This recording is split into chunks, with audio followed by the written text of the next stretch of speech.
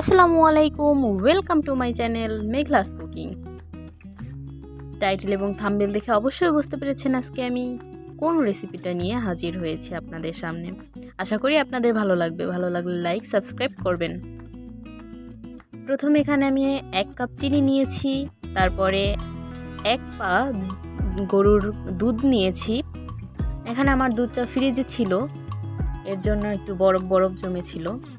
1 পা দুধের মধ্যে এখানে দিতে হবে 2টা ডিম। আমি এখানে নর্মাল টেম্পারেচারের 2টা ডিম নিয়েছি ফেটিয়ে। খুব সুন্দর করে চিনির সাথে দুধের সাথে মিক্স করে নিতে হবে ডিমটা।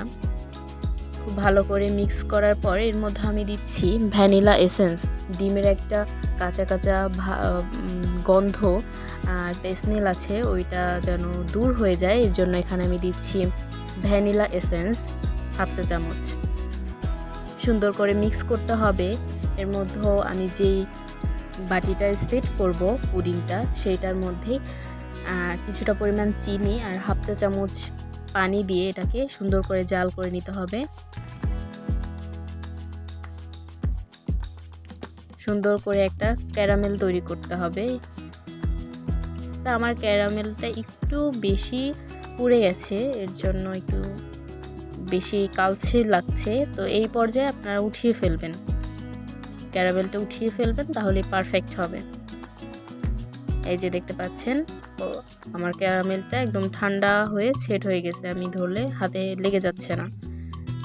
অবশ্যই ক্যারামেলটা ঠান্ডা করে তারপরে আপনারা এর মধ্যে ব্যাটারটা দিবেন। এখন একটা ছাঁকুনির সাহায্যে আমি পুরো ব্যাটারটা ঢেলে দিব। ছেঁকে দেওয়ার কারণ হচ্ছে কোনো লাম্পস যেন এর মধ্যে না থাকে। এই যে দেখুন, আমার পুরো মিক্সচারটা ঢেলে দেওয়া হয়ে গেছে।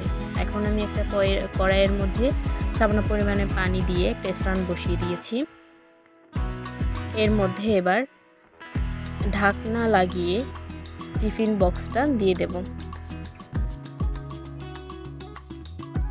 প্রায় আধা ঘন্টা রাখার পরে আমি এটাকে আমি চেক করে নিচ্ছি। ভাপে আধা ঘন্টা রাখার পরে আমি চেক করে নিব। এখন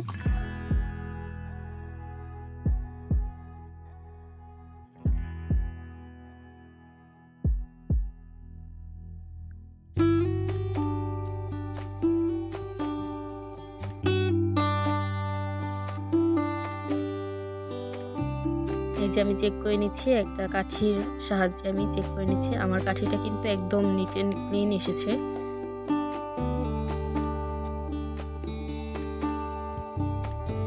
এই যে আমি দেখিয়ে দিচ্ছি, 4 সাইড থেকেই সুন্দর করে হয়ে গেছে, কুক হয়ে গেছে এটা। এখন এবার এটাকে উঠিয়ে নিব।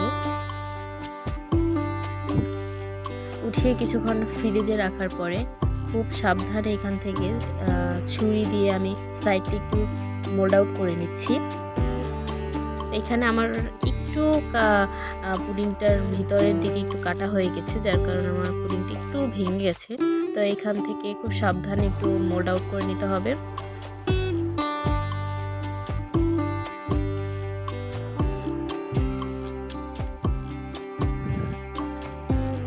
এবার একটা প্লেটের সাহায্যে আমি এটাকে সুন্দর করে উঠিয়ে নিব। আগে প্লেটটা দিয়ে তারপরে এভাবে করে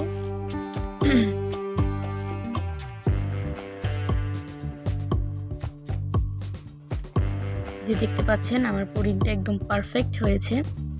বলেছিলাম একটু ভেঙে গেছে, চাকুটা একটু ভিতরের দিকে ডেবে গেছিলো, এর জন্য। দেখতে পাচ্ছেন 1 পা দুধ দিয়ে কত সুন্দর, কত বড় একটা পুডিং হয়েছে। আশা করি আপনাদের ভালো লাগছে। ধন্যবাদ।